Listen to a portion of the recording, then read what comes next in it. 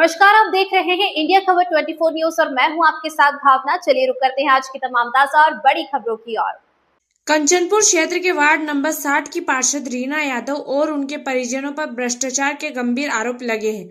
साथ ही अधिवक्ता राजेश श्रीवास्तव सोनू के समर्थन में एडवोकेट गोपाल पटेल ने एसपी कार्यालय में शिकायत दर्ज कराई है। भ्रष्टाचार का मामला। अधिवक्ता गोपाल पटेल के अनुसार पार्षद रीना यादव और उनके पति ऋषि यादव के खिलाफ सड़क निर्माण और संबल जैसी सरकारी योजनाओं में भ्रष्टाचार की शिकायतें लोकायुक्त, कमिश्नर और नगर निगम में की गई थी। झूठा मुकदमा। गोपाल पटेल का आरोप है कि भ्रष्टाचार की शिकायतों से घबराकर पार्षद ने दबाव बनाने के लिए अधिवक्ता राजेश श्रीवास्तव के खिलाफ छेड़छाड़ का झूठा मुकदमा दर्ज कराया है। जांच की मांग। अधिवक्ताओं ने पुलिस महानिरीक्षक, आईजी, एसपी और डीजीपी से निष्पक्ष जांच की मांग की है। उन्होंने चेतावनी दी कि यदि उचित कार्रवाई नहीं हुई तो वे उच्च न्यायालय, हाई कोर्ट में रिट याचिका दायर करेंगे। सत्ता के दबाव में पुलिस पक्षपातपूर्ण कार्रवाई कर रही है। भ्रष्टाचार के मामलों को दबाने के लिए ये षड्यंत्र रचा गया है। क्या है पूरा मामला और आपके ऊपर जो अदालत थाने में फाइल दर्ज, इसके लिए आज ज्ञापन देने आए हुए हैं, क्या है बताइए। निर्मल चंद्रयान वार्ड क्रमांक 60 की जो पार्षद है रीना यादव, उनके खिलाफ और उनके पति जो पूर्व पार्षद थे ऋषि यादव, इनके खिलाफ मेरे द्वारा लगातार भ्रष्टाचार उजागर किया जा रहा था। उस उजागर में 10 लोगों के खिलाफ प्रधानमंत्री आवास में एफआईआर के आदेश हुए, 17 लोगों पे जांच चल रही है।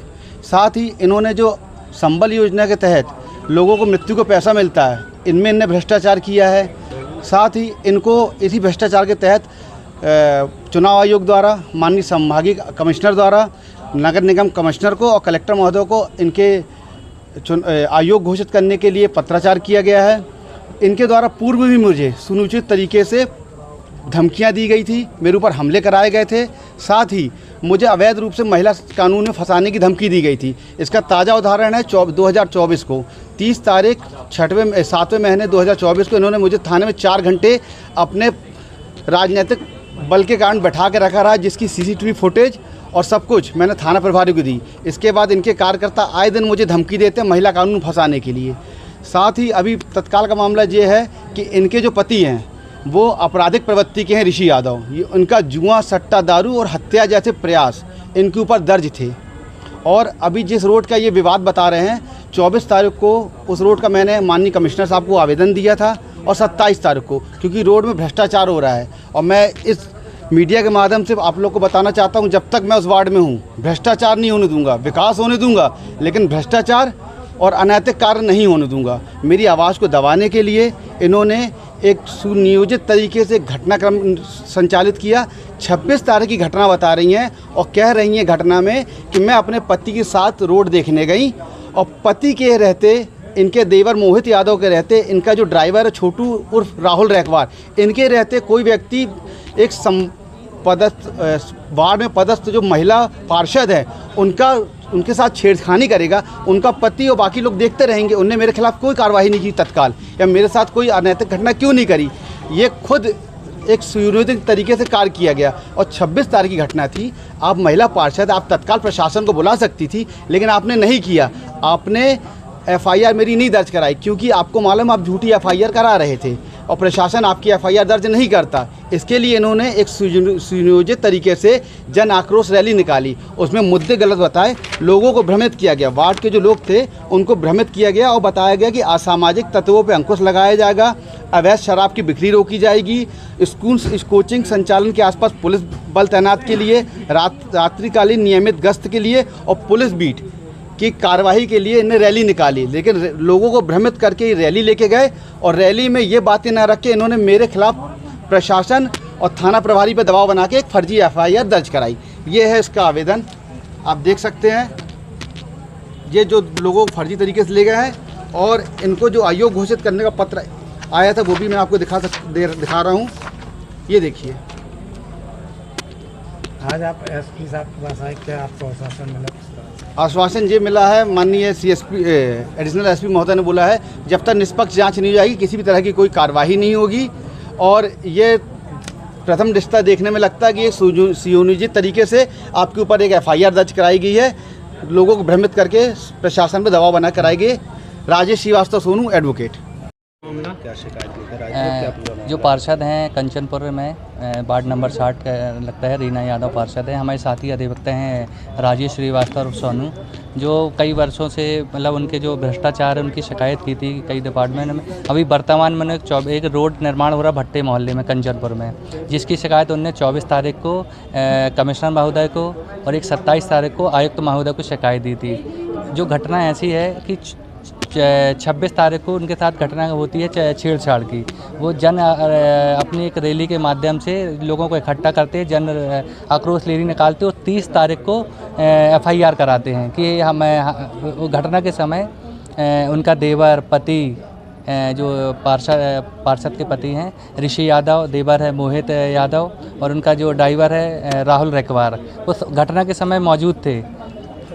घटना होती 24 तारीख को, तत्काल कोई FIR नहीं करते हैं। 30 तारीख को इकट्ठे होते हैं और जाके एक झूठी शिकायत करते हैं राजेश श्रीवास्तव के खिलाफ में।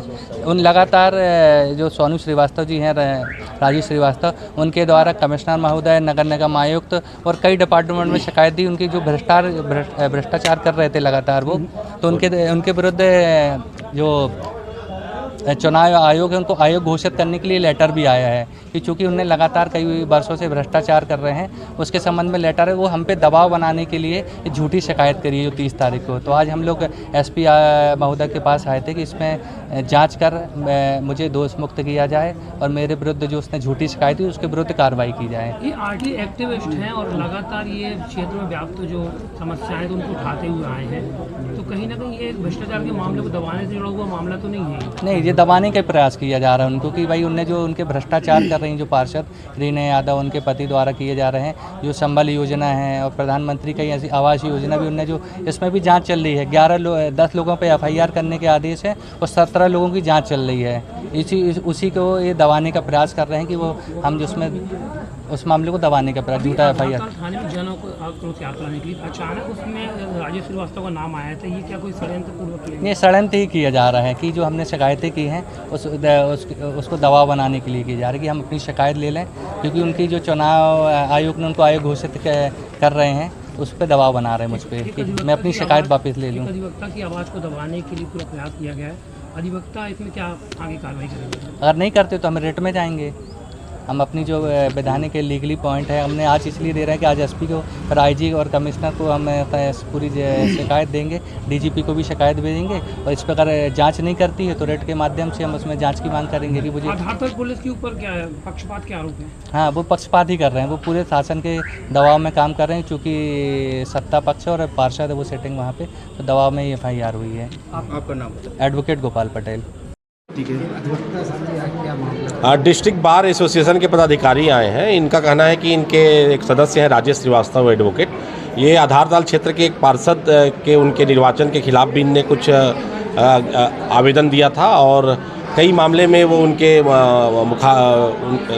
खिलाफ वो लिखते रहे हैं। इनका कहना है कि उसी बात को लेकर इनने 26 अप्रैल को जन आक्रोश रैली दिखाकर और 30 तारीख को इनके खिलाफ एक छेड़छाड़ की झूठी FIR दर्ज करा दी है। हमने इनका ज्ञापन ले लिया है और ये हम CSP आधारताल को इस पूरे प्रकरण को भेज रहे हैं और इसमें पूरी तरह निष्पक्ष जांच की जाएगी और जांच में सभी बिंदुओं को समाहित किया जाएगा और उसके बाद ही उस अपराध का निराकरण किया जाएगा।